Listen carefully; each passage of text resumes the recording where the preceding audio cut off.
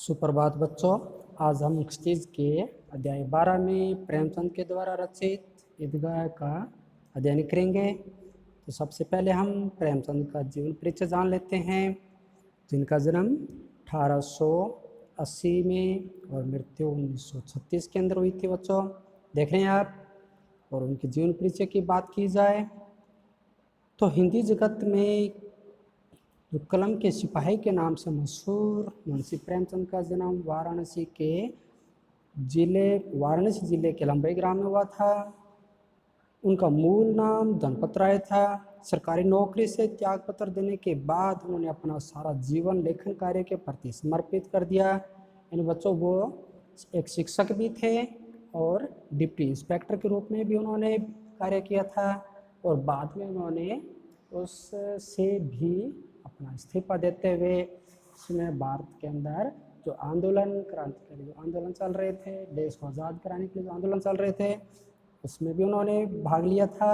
और उसके अंदर अपनी रचनाओं के द्वारा, अपने लेखन के द्वारा जो जनता थी या जो हमारे भारतीय जो लोग थे उनको जागरूक करने के लिए उन्होंने अपने अनेक रचनाएं रचते हुए उनके अंदर आज़ादी के प्रति एक चेतना पैदा करते हुए बहुत बड़ा कार्य किया था। उनका सारा जीवन लेखन कार्य के प्रति समर्पित था। प्रेमचंद उर्दू में नवाब राय के नाम से लेखन कार्य करते थे। तो यहाँ पर बच्चों सबसे पहले प्रेमचंद थे, उनका लेखन कार्य उर्दू के अंदर था, जो नवाब राय के नाम से लेखन कार्य किया था। उपन्यास के उस क्षेत्र में उनके अनेक योगदान को देखकर बंगाल के विख्यात उपन्यासकार शरत चंद्र चट्टोपाध्याय ने उन्हें उपन्यास सम्राट कहकर संबोधित किया। यानी उनके उपन्यास ऐसे थे कि पाठक को बड़े रुचिकर लगते थे और जो पाठक थे उनके अंदर भी एक नई चेतना का विकास होता था। इसको देखते हुए प्रेमचंद को उपन्यास का सम्राट कहकर संबोधित किया। तो वो किसने किया? उपन्यासकार जो उस समय के बड़े प्रसिद्ध उपन्यासकार के रूप में थे, शरतचंद्र चट्टोपाध्याय ने। और एक तो इस तरह से एक कथाकार या एक लेखक जब दूसरे लेखक की इस तरह प्रशंसा करता है बच्चों, तो एक बड़ी उपलब्धि होती है ये दूसरे लेखक के लिए। तो प्रेमचंद ने अपने साहित्य में किसानों, दलितों, नारियों की वेदना, वर्ण व्यवस्था की कुरीतियों का मार्मिक चित्रण किया। यानी वो बड़े हार्दिक यानी अंतर मन से बच्चों लिखते थे। या जो सामने जो सच्चाई होती थी या समाज की जो घटित घटना होती थी, उसी घटना को एक तथ्य के रूप में, एक सच्चाई के रूप में, प्रमाणित रूप में उसको लेखन के रूप में वो करते थे, लेखन करते थे। तो इस तरह से उनका जो मुख्य था, जो लेखन था, वो कुरीतियों के विरुद्ध, समाज सुधार के रूप में और राष्ट्रीय भावना से ओतप्रोत अनेक उपन्यासों एवं कहानियों की रचना के रूप में होती थी या की थी। उन्होंने कथा संकटन, चरित्र चित्रण या कथोपकथन आदि की दृष्टि से उनकी रचनाएं बेजोड़ है। यानी कि कहीं भी ऐसा नहीं होता कि उन्होंने कुछ काल्पनिक लिखा हो या ऐसी कुछ लिख दिया हो जिसका समाज से कोई वास्ता न हो। यानी जो भी उनकी रचनाएं थी, उनका लेखन था, वो समाज पर आधारित था, समाज के अंदर कुरीतियों को लेकर था या समाज के अंदर उत्थान, समाजोत्थान के रूप में था। उनकी भाषा यानी सजीव, एकदम सजीव थी। यानी क्योंकि पूरा का पूरा घटित घटना को ही वो प्रकट करते थे। तो एक तरह से उसमें सजीवपन था। मुहावरेदार और बोलचाल के बिल्कुल निकट, बोलचाल का मतलब है बच्चों यानी आम भाषा के रूप में, स्थानीय भाषाओं को लेकर। ऐसा नहीं कि ऐसी भाषा को जो चुन लिया जो आम आदमी न समझ के, ऐसा नहीं था। इन स्थानीय भाषा को लेकर वे एकदम बिल्कुल बोलचाल के निकट था। हिंदी भाषा को लोकप्रिय बनाने में उसका विशेष भी योगदान है। यानी हिंदी भाषा को लोकप्रिय बनाने, यानी कि जिस तरह से उस समय बच्चों जानते हैं कि किस प्रकार से लोग बहुत ज़्यादा अनपढ़ थे, वो नहीं जानते थे किसी भी भाषा को। तो इस प्रकार से उन्होंने हिंदी के अंदर इस तरह से प्रकट किया तो लोगों के अंदर भी एक जिज्ञासा उत्पन्न हुई उनके उपन्यास को पढ़ने की, और लोग ज़्यादा से ज़्यादा शिक्षित होने या ज्ञान प्राप्त करने या शिक्षा प्राप्त करने की ओर अग्रसर होने लगे। तो इनके इस विषय में भी उनका बड़ा योगदान है। प्रेमचंद का पहला कहानी संग्रह की अगर बात की जाए तो सोजे वतन नाम से आया था, जो 1908 में प्रकाशित हुआ। सोजे वतन यानी देश का दर्द। सोजे वतन किसे कहते हैं बच्चों? देश का दर्द। यानी देश को क्या दर्द है, यानी कि उस समय जो जो जनता थी या पूरा देश अंग्रेज़ों से प्रताड़ित था, किस तरह से अंग्रेज़ों के द्वारा अत्याचार से त्रस्त था, तो इसलिए यहाँ पर सोज़े वतन यानी देश का दर्द के रूप में उन्होंने प्रकट किया। भक्ति से ओतप्रोत होने के कारण इस पर अंग्रेजी सरकार ने रोक लगा दी। जब अंग्रेजी सरकार ने देखा कि इस तरह से मुंशी प्रेमचंद देशवासियों के अंदर एक देशभक्ति का जुनून पैदा कर रहे हैं, तो उन्होंने इस पर रोक लगा दी। लेखक को भी भविष्य में इस प्रकार का लेखन न करने की चेतावनी भी दी गई। इसके कारण उन्हें नाम बदलकर लिखना पड़ा। मरणोपरांत उनकी कहानियाँ मानसरोवर नाम से 8 खंडों में प्रकाशित हुई। और यहाँ पर भी बच्चों देखो, पहले उनका नाम धनपत राय था और उसके बाद में उन्होंने क्या कहा, अपना नाम प्रेमचंद रख लिया। यानी इसलिए वो एक तरह से प्रत्यक्ष में होते हुए अप्रत्यक्ष रहते हुए अपने नाम से, प्रेमचंद के नाम से उन्होंने इस तरह रचनाएं करने लगे, जो आज उनके नाम से भी बड़े फेमस हैं और अपना नाम भी बड़ा उनका प्रसिद्ध है। आज पूरे विश्व में प्रेमचंद के जो उपन्यास है वो पूरे संसार भर के अंदर पढ़े जाते हैं, पूरे विश्व भर में पढ़े जाते हैं। अगर उनकी कृतियों की बात की जाए बच्चों, तो उनकी कृतियाँ देखिए कहानी संग्रह के रूप में तो 8 भाग में उन्होंने मानसरोवर के रूप में 8 कहानी संग्रह यानी 8 भाग रचे उन्होंने, जिसमें अनेक कहानी संग्रह के रूप में देखने मिलते हैं, पढ़ने को मिलते हैं। उपन्यास की बात की जाए तो निर्मला, सेवा सदन, प्रेमाश्रम, रंगभूमि, क्रमभूमि, गोदान, गबन, ये बड़े विश्व प्रसिद्ध उपन्यास है बच्चों उनके। और नाटक की बात की जाए तो करबला और संग्राम, ये उनके प्रसिद्ध नाटक के रूप में हैं। और पत्रिकाएं की बात की जाए, जो न्यूज़ पेपर होते हैं बच्चों, या ऐसी पत्रिकाएं जो हमें पुस्तक के रूप में प्रकट होती है, जिनमें महादुरी, हंस, मर्यादा और जागरण जो उनकी काफ़ी प्रसिद्ध रही है। तो जो आप उनकी कृतियों के बारे में जानेंगे। और आप अगर लेखक परिचय के रूप में बात की जाए तो उनका जो जीवन मरण, कहाँ के रहने वाले थे और किस प्रकार के वो कार्य थे, या उनकी जो शिक्षा किस के प्रकार की रही, उसको उतारेंगे, लिखेंगे। और उसके बाद आप उनकी जो कृतियाँ हैं, उन कृतियों को लेकर जिस तरह से बच्चों ये कृतियाँ आपके बुक के अंदर दी हुई है, बिल्कुल ऐसा का ऐसा आप अपनी नोटबुक के अंदर इनको उतारेंगे। और ऊपर आपको बता ही दिया कि किस प्रकार से उनका लेखक परिचय यानी उनका नाम से लेकर फिर जीवनमान या लेखक परिचय देते हुए उनका जन्म कब हुआ, उनकी मृत्यु कब हुई, या किस प्रकार के उनका पारिवारिक वातावरण था, या किस प्रकार से वो किस कार्य पर थे, उसके बाद में उन्होंने क्या किया। तो इस तरह से करते हुए आप कम से कम 4 या 5 लाइन के अंदर लिखते हुए फिर उनकी कृतियाँ हैं, इनको आप लिखेंगे। पीछे भी आप इस तरह लिख चुके हैं। अब हम करते हैं इस पाठ से संबंधित बात। तो पाठ के अंदर देखिए, ईदगाह मुंशी प्रेमचंद की बाल मनोविज्ञान को चरितार्थ करने वाली एक प्रतिनिधि कहानी है। यानी आगे भी हमें इस तरह बच्चे या एक पारिवारिक जो दृश्य होता है या एक बच्चे का मन भी किस प्रकार से अपने परिवार से संबंधित होता है या उसका मन भी किस प्रकार का होता है, तो यहाँ पर उसको प्रकट करने वाली एक कहानी है। इस कहानी में ईद जैसे महत्वपूर्ण त्यौहार को आधार बनाकर ग्रामीण मुस्लिम जीवन का एक सुंदर चित्र प्रस्तुत किया गया है। अभाव उम्र से पूर्व बच्चों में, अभाव उम्र से मतलब अभावों में जीने वाले उस प्रकार के जो बच्चे कैसे अपनी और बड़ों के प्रति कैसे समझदारी यानी कैसी समझदारी पैदा कर देता है। यानी यहाँ पर कहा है कि अभाव में जीता हुआ जब जो बच्चे होते हैं या उनका जो जीवन होता है, उन्हें भी किस प्रकार से उसके प्रति ढाल देता है या उनके जीवन को एक तरह से प्रकट करता है कि वो भी कितने समझदार हैं। यानी इस प्रकार से इस कहानी के माध्यम से हम पढ़ेंगे। इस कहानी में भी हामिद के चरित्र को बड़े साफ जाहिर होता है कि मेले में हामिद अपनी इच्छा पर संयम रखने में विजयी होता है। साथ ही रुस्तम हिंद चिमटे के माध्यम से प्रेमचंद ने श्रम के सौंदर्य यानी मेहनत करते हैं, परिश्रम करते हैं, उसका जो रूप या उसका जो फल नजर आता है उसमें कितनी सुंदरता होती है, उसका कितना महत्व होता है, उसको भी प्रकट किया है, उद्घाटित किया है यहाँ पर। और रुस्तम हिंद यानी किस प्रकार से जो एक चिमटा उस समय जितने भी उस मेले के अंदर रौनक थी या उसके जो साथी मित्र थे उनमें रौनक थी, किस प्रकार से थे, उस सब के ऊपर किस तरह से वो अपना प्रभाव छोड़ता है। तो इस तरह से भी यहाँ पर प्रकट किया है। और एक चित्रात्मक भाषा की दृष्टि से यह कहानी बड़ी अनूठी है। तो बच्चों यहाँ पर चित्रात्मक का मतलब है यानी लेखक ने एक ऐसी रचना रच दी जिसको पढ़ने मात्र से हमारे आंखों के सामने वो दृश्य पैदा हो जाता है, वैसा का वैसे दृश्य हमारी आंखों के सामने नजर आने लगता है। जैसे एक मेला है, एक गांव है, उसमें एक छोटा सा बच्चा है, उसके किस तरह से उसकी जो दादी है, अम्मा है उससे वो पैसे लेके और जाता है, किस तरह वो अपने मित्रों के साथ जाता है, फिर मेले में किस तरह प्रकार से वो घूमता है, किस तरह वो बात कर रहा है, ये सारे दृश्य हमारे सामने बच्चों ऐसे जैसे हम प्रत्यक्ष रूप से उसको देख रहे हैं।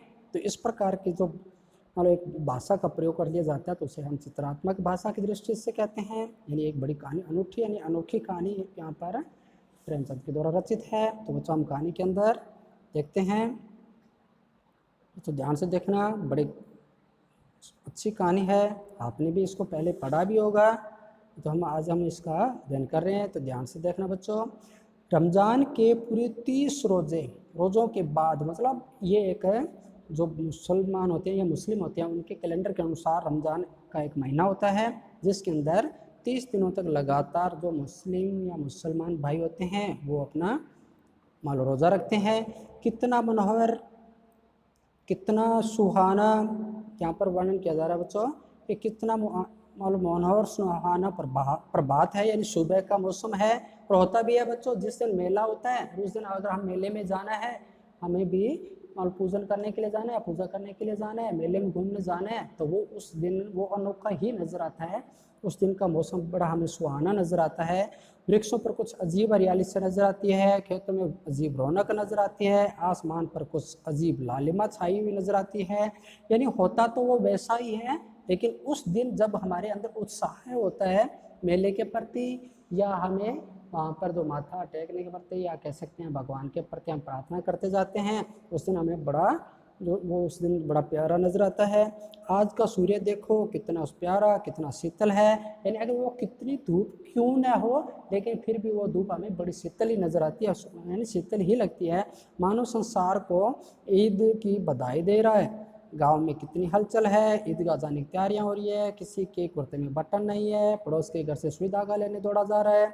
तो यानी एक गांव का दृश्य एक दिखाया जा रहा है कि किस प्रकार से उस मेले में जाने की तैयारियां हो रही है, जो एक दूसरे के अपने वो जो कोई कमियां है वो एक दूसरे पड़ोसियों से ले लेकर किस तरह पूरा किया जा रहा है, एक नया ही उत्साह पैदा होता है बच्चों।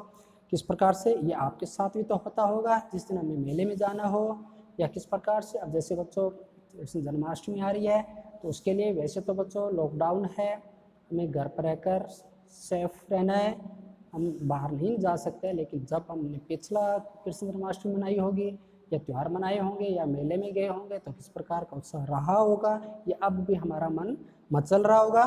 तो ये बिल्कुल वैसे ही उस गांव के अंदर भी ऐसा हो रहा था ईदगाह के जाने के लिए। किसी के जूते कड़े हो गए हैं, मतलब कठोर हो चुके हैं, पड़े पड़े नहीं पहने हैं, तो वो किस तरह से तेल डालकर तेल लिखे घर माल तेल लाने के लिए भागा जा रहा है। जल्दी जल्दी बैलों को पानी दे दें, यानी उनको जल्दी से पानी पिला दें, बैलों को तैयार कर लें जिससे कि गाड़ी को जोड़कर उसमें जाया जा सके। ईदगाह से लौटते लौटते दोपहर हो जाएगी, 3 कोस का पैदल रास्ता, फिर सैकड़ों आदमियों से मिलना बैठना, यानी भेंट करना मिलना, यानी सभी इस तरह से तैयारियां कर रहे हैं कि हम समय से चलें तो जिससे कि हम वापस लौट भी सकें। किसी ने रोज़ा रखा है, वह भी दोपहर तक, किसी ने वह भी नहीं, लेकिन ईदगाह जाने की खुशी उनके हिस्से की चीज़ है। रोज़ बड़े बूढ़े होंगे, मतलब बूढ़ों के लिए होंगे रोज़े, बड़े बूढ़ों के लिए होंगे, इनके लिए तो ईद है। रोज़ ईद का नाम रटते थे, आज वह आ ही गई। अब जल्दी पड़ी है कि लोग ईदगाह क्यों नहीं चलते, यानी गृहस्थी की चिंताओं से क्या प्रयोजन, मतलब क्या कारण भाई, इन्हें क्या मतलब, ये तो गृहस्थी से क्या मतलब है, हमें तो जल्दी से चलना चाहिए। और सेवैयों के लिए दूध और शक्कर घर में है या नहीं, तो सेवैयाँ बच्चों जानते ही होंगे आप, जिसे आप नूडल्स कहते होंगे। सेवैया यानी जो सेवैयाँ बनती जाती है ना बच्चों, जैसे श्रावण तीज के ऊपर, या और भी जैसे गोगा पंचमी आती है उसके ऊपर, तो आप सेवैयाँ खाते होंगे।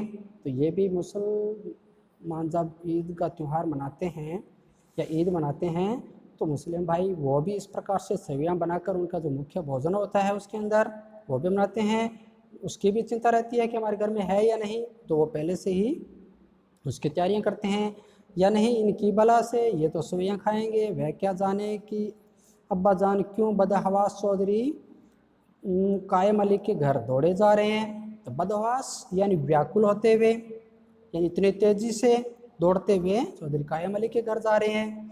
उन्हें क्या खबर कि चौधरी आज आंखें बदल लें तो यह सारे ईद मुहर्रम हो जाए, यानी ईद। तो यहाँ पर कहा जा रहा है कि आज ही सब कुछ करना था क्या? अगर वो चौधरी जाते ही मुकर गया, अगर उसने कुछ नहीं दिया तो क्या होगा भाई? आज ही ऐसा करना था क्या? उससे पहले ही व्यवस्था कर लेनी चाहिए थी। यानी इस तरह से एक दूसरे पर झुंझला रहे हैं। उनकी जेबों में से तो कुबेर का धन भरा हुआ है, तो यहाँ पर उनको कहा है भाई उनके पास तो बहुत सारे पैसे हैं, और आज अगर उसने जाते पैसे मांग लिए तो हम मेले में क्या खरीदेंगे, मेले में क्या करेंगे। यानी इस तरह से सभी अपने अपने मन को प्रकट कर रहे हैं। तो यहाँ पर जेबों में कुबेर का धन यानी अत्यधिक धन संपत्ति होना, यानी बहुत सारे बच्चों होता भी है कि बहुत सारे उनके पास तो बहुत सारी धन संपत्ति होती है, लेकिन कुछ ऐसे भी होते हैं जो बड़ी मुश्किल से इधर से पकड़ पकड़ा कर या बड़ी मुश्किल से थोड़े थोड़े रुपए जमा करते हुए लोग अपने पास मेले के लिए बचाते हैं। तो ऐसे बच्चों जो गरीब होते हैं, दीनहीन होते हैं, वो कितने मालूम उनके लिए परेशानियाँ लेकर आते हैं, लेकिन फिर भी वो अपनी उनके अंदर बड़ा नया उत्साह होता है और वो थोड़े से पैसे से भी अपनी बड़ी खुशियाँ खरीद लेते हैं। बार बार जेब से अपना खजाना निकाल कर गिनते हैं और खुश होकर फिर रख लेते हैं कि आज मेरे पास इतने पैसे हैं, मैं इससे ये खरीदूंगा वो खरीदूंगा। ये सभी एक तरह से बच्चों के मन के अंदर एक रोमांचित जो करने वाला पल होते हैं बच्चों। इस तरह से सभी महमूद गिनता है 1 2 10 12, उसके पास 12 पैसे हैं। मोहसिन के पास 1 2 3 8 9 15 पैसे हैं। इनकी अनगिनती पैसों में अनगिनती चीज़ें लाएंगे, खिलौने, मिठाइयाँ, बिगुल गेंद और न जाने क्या क्या। ये सब बच्चों की ही उनके मन की कल्पनाएं हैं कि वो क्या क्या खरीदेंगे। और आपके बच्चों आपके अंदर भी तो ऐसा होता है कि मैं मेले में से ये खरीदूंगा वो खरीदूंगा, उसके लिए पैसे भी बड़े आप जोड़ के रखते हो बच्चों। तो यही कंडीशन उस समय यानी स्थिति वहाँ के जो उस मेले में जाने की थी हमीद के साथियों की। तो इस तरह से बच्चों अब आगे हम देखते हैं कि गिनती मतलब क्या क्या खरीदने वाले हैं। सबसे ज़्यादा प्रश्न है हमीद, यानी इस जो कहानी का जो पात्र है, अहम जो पात्र मुंशी प्रेमचंद ने जिसको पात्र बनाया है हमीद को, वो सबसे ज़्यादा प्रश्न है। वह 4-5 साल का एक गरीब सूरत दुबला पतला लड़का, यानी गरीब सूरत मतलब उसको देखने से लग जाता है, उसकी सूरत देखने से लग जाता है कि ये गरीब बच्चा है। दुबला पतला लड़का जिसका बाप गत वर्ष हैजे की भेंट हो गया। तो बच्चों देखो कितनी जो गरीब होते हैं उनको कितनी सारी परेशानियां उठानी पड़ती है। उनके जो बच्चे वो बचपन में ही जो अनाथ हो जाते हैं, और माँ न जाने क्यों पीली होती होती एक दिन मर गई, यानी माँ पी, क्योंकि बच्चों होता ही है जिसके पिता न हो घर के अंदर, उस घर में उन बच्चे और उन बच्चों की माँ पे क्या बीतती है, और जो माँ होती है वो भी किस प्रकार से उस दुख को झेलते झेलते किस तरह से उन सब बच्चों को अनाथ छोड़ती वो भी चली जाती है। यानी एक जो गरीब स्थिति होती है, गरीबी स्थिति तो बच्चों बड़ी मार्मिक होती है। ये किसी को पता नहीं चला क्या बीमारी है, कहती भी तो कौन सुनने वाला था, यानी कौन सुनने वाला था, अगर वो कहती भी तो कौन सुनने वाला था, यानी गरीब की कोई नहीं सुनता। दिल पर जो कुछ बीतती थी वह दिल में ही सहती थी, और जब सहा नहीं गया तो संसार से विदा हो गई। तो यहाँ हमीद की माँ की बात हो रही है बच्चों। अब हमीद अपनी बूढ़ी दादी अमीना की गोद में सोता है, और उतना ही प्रश्न है उसके अम्बादान रुपए कमाने गए हैं, बहुत सी थैलियाँ लेकर आएंगे। अब बच्चों वो छोटा सा बच्चा है, उसको नहीं पता है कि उसके पिता कहाँ पर है, उसकी माता कहाँ पर है, और उसकी जो दादी माँ है, यानी 2 ही वो घर के अंदर सदस्य हैं, और किस तरह से वो अभी जो अमीना थी वो उस अपने पोते को कितने लाड़ प्यार से पालती है, और वो भी अपनी दादी की गोद में किस तरह से कितना खुश है। जो वो भी अपने मान लो अपने पिता के बारे में पूछता है तो उसको भी बार बार कहते जाता है कि तुम्हारे ये पैसे मान लो कमाने गए हैं, थैलियाँ भरकर लाएंगे। तो इस तरह से वो दादी पोता की जो अपने मन की बातें हैं किस तरह से प्रकट होती है बच्चों। कितने मार्मिक दृश्य का हमारे सामने प्रकट करते हैं लेखक मुंशी प्रेमचंद। इससे यहाँ पता चलता है कि वो कितने बड़े कथा के सम्राट हैं। घर से उसके लिए बड़ी बड़ी अच्छी चीज़ें लानी गई है, इसलिए हामिद प्रसन्न है। यानी उसकी अम्मा है वो बड़ी बड़ी चीज़ें लाएंगे, पापा हैं वो बहुत सारे पैसे खरीद के मालूम कमा के लाएंगे। आशा से बड़ी चीज़ और बच्चों की आशा, उनकी कल्पना तो राय का पर्वत बना लेती है। यानी छोटी छोटी जो उनकी कल्पनाएं हैं वो एक छोटी छोटी राई, यानी एक बहुत छोटा अन्न होता है, तो यहाँ पर राई का पहाड़ बनाना मतलब छोटे छोटे थोड़ा थोड़ा करके बहुत बड़ी कल्पनाएं कर लेना यानी मन के अंदर। तो हामिद के पाँव में जूते नहीं है, सिर पर पुरानी फटी पुरानी धोती टोपी है जिसका गोटा काला पड़ गया है, फिर भी वह बड़ा प्रसन्न है। जब उसके अब्बा जान थैलियों और अम्मी जान नियामतें लेकर आएगी, तब वह नियामतें मतलब बच्चों हमने ऊपर भी पढ़ा था ना कि अच्छी अच्छी चीज़ें, यानी नियामतें मतलब जैसा वो कल्पना कर रहा है या जिस जो जो उसको चाहिए वो सारी सारी वस्तुएं हैं वो उसकी माता लेके आएगी। लेकिन उसको नहीं पता कि उसके पिता भी नहीं है और माता भी नहीं है, लेकिन आशा बड़ी बलवान होती है बच्चों। तो यहाँ दादी माँ उसको उत्साह नहीं तोड़ना चाहती, उस बच्चे को उसको अंदर दुख प्रकट नहीं करना चाहती कि वे अपने माता पिता को याद करते हुए अपनी जो ज़िंदगी है, एक छोटी सी ज़िंदगी है, एक छोटा सा बच्चा है, कहीं उसका मन कुंठित न हो जाए। तो इस तरह से दादी माँ उसका उत्साह बढ़ाते हुए उसके लिए एक आगे भावी जीवन खुशियों से भर देना चाहती है। तो इस तरह से वो भी एक सपने ले रहा है कि जब उसके अब्बा जान और अम्मी जान आएंगे तो वो क्या क्या लेके आएंगे। तो इस तरह वह दिल के अरमान निकाल लेगा, तब देखेगा महमूद, मोहसिन, नूरे, समी कहाँ से उतने पैसे निकालेंगे। अब आगिन अमीना अपनी कोठरी में बैठी रो रही है, यानी जब वो इस तरह से कल्पनाएं करते हुए बड़ा खुश हो रहा है, तो इस तरह से जो अबागी जो अपनी बहू और जो बेटे को खो चुकी है वो उस तरह से उसको देखकर रो रही है कि जो वो बड़ा होगा तो उसके लिए उसको, यानी जब वो बड़ा समझदार हो जाएगा तब वह उसको क्या बोलेगी। आज ईद का दिन उसके घर में दाना नहीं, और यहाँ पर भी वो इस तरह से भी रो रही है कि इतना बच्चा खुशी से मेले के लिए तैयार हो रहा है और आज घर में कुछ एक दाना भी नहीं है, उसको क्या खिलाएगी। आज आबिद होता, यानी जो उस अपने बेटे की बात कर रही है, तो इसी तरह ईद आती और चली जाती, इस अंधकार और निराशा में डूबी जा रही थी। किसने बुलाया था इस निगोड़ी ईद को।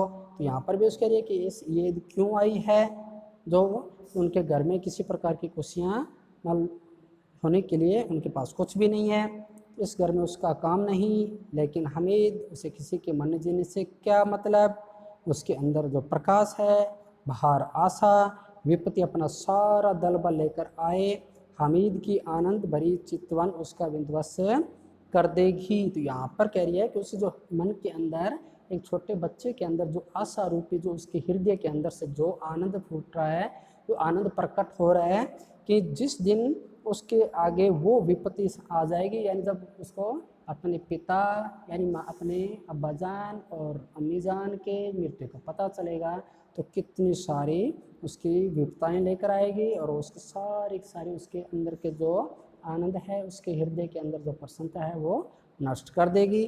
तो इस तरह से उसको लेकर भी वो बड़ी चिंतित है। उसके जो दादी जान है वो आगे देखिए बच्चों, किस तरह से हामिद भीतर जाकर दादी से कहते हैं तुम डरना नहीं अम्मा, मैं सबसे पहले आऊँगा, बिल्कुल ना डरना। यानी यहाँ पर भी अपनी दादी को हिम्मत बंधा रहा है, यानी उनको जो रोते हुए देखकर भी कहता है अमीना का दिल कचोट रहा था। अब बच्चों अमीना का दिल क्यों कचोट रहा था, क्योंकि जो बच्चे थे सारे वो तो अपने माता पिता के साथ अपने परिवारजनों के साथ जा रहे थे, और एक इतनी छोटी सी आयु का बच्चा अकेला मेले में कैसे जाएगा, किसके साथ जाएगा, वो पैदल चलेगा तो थक जाएगा, उसके पैर में छाले हो जाएंगे, या वो इस तरह से धूप में कैसे चल पाएगा, उसको प्यास लग गई तो, भूख लग गई तो, या कहीं मेले में खो गया तो, मान लो अगर खो गया तो, यानी इस तरह से वो अनेक प्रकार से अपने दिल के अंदर ऐसी आशंकाओं को पालते हुए उसका दिल कचोट रहा था। गांव के बच्चे अपने अपने पिता के साथ जा रहे हैं, हामिद व अमीना किसी और कौन है, उसे कैसे अकेले मेले में जाने दे, उसे भीड़ भाड़ में कहीं खो जाए तो क्या होगा, अमीना उसे यूँ न जाने देगी, नन्ही सी जान 3 कोस कैसे चलेगा, पैर में अगर छाले पड़ जाएंगे, जूते भी नहीं है, वह थोड़ी थोड़ी दूर जाने पर उसे गोद ले लेगी, यानी वह थोड़ी थोड़ी दूर पर उसे जाने पर गोद ले लेगी, लेकिन यहाँ सेवैयाँ कौन पकाएगा? पैसे होते तो लौटते लौटते सब सामग्री जमा करके चटपट बना लेती। यहाँ तो घंटों चीज़ें जमा करते लगेंगे। मांगे ही का तो भरोसा भरोसा ठहरा, यानी मांगे ही का तो भरोसा ठहरा, मतलब अगर मांगे और उसको मिले न मिले उसका कोई विश्वास नहीं है। उस दिन फहीमन के कपड़े सिले थे, 8 आने कैसे मिले थे, उसे भी वो सोच रही थी कि कैसे मैं उससे लेके आई हूँ। अठन्नी को ईमान की तरह बचाती चली आती थी, और इसी के लिए लेकिन कल गवालन सिर पर सवार हो जाएगी, यानी यहाँ पर सवार हो गई तो क्या करती। तो यहाँ पर भी वो कह रही है कि किस प्रकार से वो मेहनत करके मजदूरी करके अपने दोनों जो कह रही है पालन पोषण कर रही थी अपने बच्चे का, पोते का। तो यहाँ पर भी वो कह रही है कि अगर वो इस तरह से आएगी तो किस तरह से उसको मतलब संभालेगी। हामिद के कुछ नहीं है तो 2 पैसे का दूध तो चाहिए ही। अब तो कुल 2 आने पैसे बच रहे हैं, 3 पैसे हामिद की जेब में, 5 अमीना के बटुए में। यही तो बिसात है कि ईद का त्यौहार अल्लाह ही बड़ा बेड़ा पार लगाए। भाई ये तो इतनी बड़ी जो समस्या है, उस समस्या को किस तरह से जो पार लगाने वाले हैं वो तो ईश्वर ही है, कि जिस तरह से उसके जो मान लीजिए अंदर पैदा कर रही है, समस्याएं पैदा कर रही है, जो जो उनकी ताकत है, वो ताकत यहाँ पर भगवान ही पार लगा सकते हैं। तो यहाँ पर कहा है कि यहाँ पर जो मालूम साथ मतलब मालूम कह सकते हैं बच्चों कि जो ताकत है या जो उम्मीद है वो उसी से ही है। तो यानी इस तरह से कह रही है कि वो क्यों किस तरह से इधर उधर मुँह दिखाए। ईद का त्यौहार है तो अल्लाह बेड़ा पार लगाएंगे कि जो ताकत है वो ईश्वर के हाथ में ही है, वो पार लगा देंगे। सभी को सवैया चाहिए और थोड़ी किसी की आँखों नहीं लगता, किस किस से मुँह चुराएगी और वह मुँह क्यों चुराए। साल भर का त्यौहार है, जिनकी खैरियत से रहे उनकी तकदीर भी तो उसी के साथ है। बच्चे को खुदा सलामत रखे और ये दिन भी कट जाएंगे। तो इस तरह से वो भी अपना हौसला बढ़ा रही है कि ये जिस तरह से हो रहा है, लेकिन कितने दिन ऐसा होगा, तो धीरे धीरे कर ये समय भी निकल जाएगा। तो गांव से मेला चला, तो यहाँ पर इस तरह से करने के बाद हमीद भी उन गांव वालों के साथ हमीद भी बड़ा खुशी से वहाँ से विदा होता है उस मेले के लिए बच्चों। तो यहाँ पर किस प्रकार से अमीना और हमीद के अंदर मन की स्थिति लेखक ने प्रकट की है बच्चों। यहाँ पर इस तरह से अब दृश्य देखकर आपके मन में भी बड़ी उसके प्रति उदारता प्रकट हो रही होगी कि इस तरह से एक छोटा सा बच्चा और उसकी अम्मी जान के द्वारा किस तरह से एक तरह से मतलब दुख प्रकट किया जा रहा है, और उस बच्चे के अंदर कितनी प्रसन्नता है, जो उसको उत्साह है। तो आगे देखिए बच्चों कि गांव से जब मेला चला और बच्चों के साथ हमीद भी जा रहा था, कभी सब के सब दौड़कर आगे निकल जाते, फिर किसी पेड़ के नीचे खड़े होकर साथ वालों का इंतज़ार करते, ये लोग क्यों इतना धीरे धीरे चल रहे हैं। हमीद के पैरों में तो जैसे पर लग गए हैं, पर मतलब पंख लग गए हैं, जैसे वह उड़ता जा रहा है। तो इस तरह से वो सबके आगे निकल जाते हैं और जल्दी उनको बड़ा उनके अंदर उतावलापन था कि हम जल्दी से मेले में पहुँचें, और उनके मन के अंदर भी इस तरह से आ रहे थे बच्चों के कि क्यों ये धीरे धीरे चल रहे हैं, इतना तेज़ क्यों नहीं चलते हमारी तरह। और जैसे अमीर के फिर हम तो जैसे पंख लग गए हों, उड़ा जा रहा था वो। कभी थक सकता है, शहर का दामन आ गया, दामन मतलब शहर के बिल्कुल पास पहुंच गए वो। सड़क के दोनों ओर अमीरों के बगीचे हैं, पक्की 4 दीवारी बनी हुई है, पेड़ों में आम और लीचियाँ लगी हुई है। कभी कभी कोई लड़का कंकड़ी उठाकर मतलब मिट्टी का जो ढेला होता है उसको उठाकर आम का निशाना लगाता है, माली अंदर से गाली देता हुआ निकलता है। लड़के वहाँ से एक फरलांग पर है, खूब हंस रहे हैं। फरलांग मतलब बहुत थोड़ा दूर जाकर फिर खड़े हो जाते हैं और खूब हंस रहे हैं, और मालिक को कैसे उल्लू बनाया। यानी इस तरह से बच्चे होते हैं वो बड़े नादान होते हैं, और यह नादानी पूर्वक इस तरह से उनका हंसी मजाक करते हुए फिर आगे किस तरह से वो आगे मेले के लिए बढ़ जाते हैं। बच्चों 49 नंबर पेज पे देखिए आप, बड़ी बड़ी इमारतें आने लगी। यह अदालत है, यह कॉलेज है, यह क्लब घर है। इतने बड़े कॉलेज में कितने लड़के पढ़ते होंगे, सब लड़के नहीं हैं जी, बड़े बड़े आदमी हैं। सच उनकी बड़े बड़े मूँछें हैं, कितने इतने बड़े हो गए हैं, अभी तक पढ़ने जाते हैं, न जाने कब तक पढ़ेंगे और क्या क्या करेंगे इतना पढ़कर। हामिद के मदरसे में से 2-3 बड़े बड़े लड़के हैं, बिल्कुल 3 कौड़ी के, मतलब उनके तो बिल्कुल कुछ आता जाता नहीं। 3 कौड़ी का मतलब है यहाँ बिल्कुल कुछ ना आना जाना, रोज मार खाते हैं, काम से भी जी चुराने वाले हैं, इसके उसी तरह के लोग होंगे और क्या। यानी इस तरह से वो बच्चे आपस में बातचीत करते हैं इसरा कॉलेज जो मदरसे उनको देखकर। क्लब घर में जादू होता है, सुना है यहाँ मुर्दे की खोपड़ियाँ दौड़ती है और बड़े बड़े तमाशे होते हैं, पर किसी को अंदर नहीं जाने देते।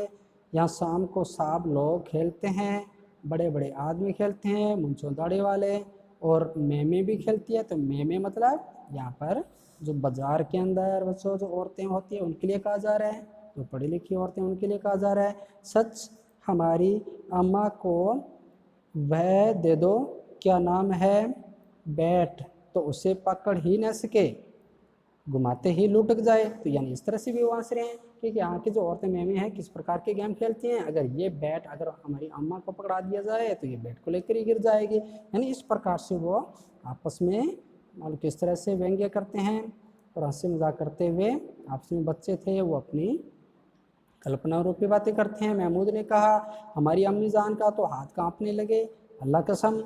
मोहसिन बोला, अम्मी मानो आटा पीस डालती है, जरा सा बेड पकड़ लेगी तो हाथ कांपने लगे।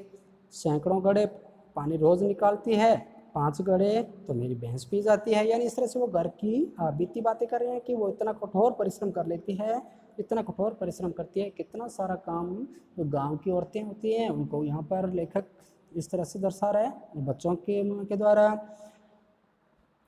और किसी मैम को 1 घड़ा पानी भरना पड़े तो आंखों तले अंधेरा छा जाए। तो यहाँ पर भी मालूम बात आ रही है कि किस तरह से वो जो गांव की औरतें होती हैं कितनी मजबूत कार्य करती है, वो हार्ड वर्क करती है, और अगर वही वर्क कार्य अगर शहर की औरतों को करना पड़े तो उससे उनकी आंखों तले अंधेरा आ जाएगा। तो इस तरह से भी उनको लेखक दर्शा रहा है। महमूद कहते हैं, लेकिन दौड़ती तो नहीं, उछल कूद तो नहीं सकती, और न भी वो दौड़ सकती है और न उछल कूद कर सकती है। यानी इस तरह से यहाँ पर भी गांव और शहर की जो औरतें हैं उनकी तुलना की जा रही है। फिर इस तरह से महमूद मतलब अपनी बात कहते हैं। मोहसिन कहते हैं, हाँ उछल कूद नहीं सकती, लेकिन उस दिन मेरी गाय खुल गई थी और चौधरी के खेत में जा पड़ी थी। अम्मा इतना तेज दौड़ी कि मैं उन्हें न पास का। सच। तो यहाँ कह रही है कि जब अगर थोड़ी सी इधर उधर होती है तो अम्मा भी बड़ी तेज दौड़ लगा लेती है, और मैं तो उनको पकड़ ही नहीं पाया, इतना तेज दौड़ी। इस तरह बातें करते हुए आगे चले। हलवाइयों की दुकानें शुरू हुई, आज खूब सजी हुई थी, इतनी मिठाइयाँ कौन खाता है, देखो ने एक एक दुकान पर मनो होगी, मतलब मन की बात हो रही है बच्चों। और मन यानी 40 किलो वजन को कहा जाता है। सुना है रात को जिन्नात आकर खरीद ले जाते हैं। तो यहाँ जिन्नात मतलब यहाँ पर बोल रहे हैं कि बड़े बड़े जो जिन्न होते हैं, जो पाश्विक शक्ति लिए हुए होते हैं, यानी बच्चों भूत के रूप में कह सकते हैं, कि वो आते हैं यहाँ पर और खरीद के ले जाते हैं। अब्बा कहते हैं कि आधी रात को एक आदमी हर दुकान माल पर जाता है और जितना माल बचा होता है वह तुलवा लेता है, सचमुच के रुपए देता है, बिल्कुल ऐसे ही रुपए, यानी इस तरह से दिन लेके लेता है। तो यहाँ पर वो जिनात की बात हो रही है। यहाँ पर हमीद को यकीन न आया कि ऐसे रुपए जिनात को कहाँ से मिल जाएंगे। यहाँ पर कहा गया कि भूत को ऐसे रुपए कहाँ मिलते होंगे, यानी उसको विश्वास नहीं हुआ। फिर मोहसिन ने कहा, जिनात को रुपए की क्या कमी, जिस खजाने में चाहे चले जाए, लोहे के दरवाजे उन्हें रोक नहीं सकते। जनाब आप हैं किस फेर में, यानी आप कहाँ रहते हो, आप नहीं जानते कि जनात कुछ भी कर सकता है। हीरे जवाहरात उनके पास रहते हैं, जिससे खुश हो जाए उसे टोकरों जवाहरात दे दिए। अभी यहीं बैठे हैं, 5 मिनट में कलकत्ता पहुंच जाए। यानी यहाँ पर बहुत जनात के रूप में उनकी बात हो रही है बच्चों, यानी किस प्रकार से वो बच्चे काल्पनिक रूप से सुनाई बातों को अपने मन में धारण कर लेते हैं। अब इतने फिर पूछा, जनात बहुत बड़े बड़े होते होंगे। तो मोहसिन ने कहा कि आसमान के बराबर होते हैं जी, यानी बहुत बड़े होते हैं, ज़मीन पर खड़ा हो जाए तो उनका सिर आसमान से जा लगे, मगर चाहें तो एक लोटे में घुस जाएं। यानी इस तरह से भी कहा है। बच्चों आपने भी तो अलादीन और उनकी कहानियाँ सुनी होगी, किस तरह से वो अपने जो उनका दीपक था, दिया था, उसके अंदर उन्होंने जिनको बंद कर रखा था। ऐसे अलादीन की कहानी आपने बच्चों पढ़ी होगी। ये जिन्नात उससे कोई कहा जाता है, और यहाँ इसी प्रकार के जिन की बात नहीं कर रहे हैं बच्चे। हमीद फिर कहते हैं लोग उससे कैसे खुश होते होंगे, मुझे वह मंत्र बता दे तो एक जिन को खुश कर लूँ। अब यहाँ पर जो हमीद है वो सोचता है कि काश मेरे पास भी एक ऐसा और जिन हो, या उसको कैसे खुश करूं कि वो ऐसा, या कोई मुझे मंत्र बता दे तो मैं जिनको खुश कर लूं तो मेरे पास भी बहुत सारा पैसा हो जाए, तो फिर मैं अपने दादी माँ को भी काम नहीं करने दूंगा और ख़ुद भी बड़े पैसे होंगे मेरे पास, मैं जो चाहे ऐसा खरीद लूँगा। तो इस तरह से एक बाल मन के अंदर अपनी अभिलाषाओं को पूर्ण करने के लिए किस तरह से वो एक परिकल्पना कर रहे हैं। तो बच्चों यहाँ पर लेखक किस मार्मिक दृश्य को प्रकट कर रहे हैं। तो बच्चों आज हम अध्ययन अपना यहीं तक 49 नंबर पेज तक करेंगे। आगे का हम अध्ययन क्रमानुसार आगे करते जाएंगे। थोड़ी बड़ी कहानी है बच्चों, आप इसका दौरान करते रहना। कथा बड़ी मार्मिक और बड़ी रोचक कहानी है, इसका दौरान करेंगे। और वेडनेसडे को बच्चों जो आपको वर्क टेस्ट के लिए दिया हुआ है उसके लिए भी अच्छी तैयारी के साथ टेस्ट के लिए तैयार रहेंगे। जय हिंद।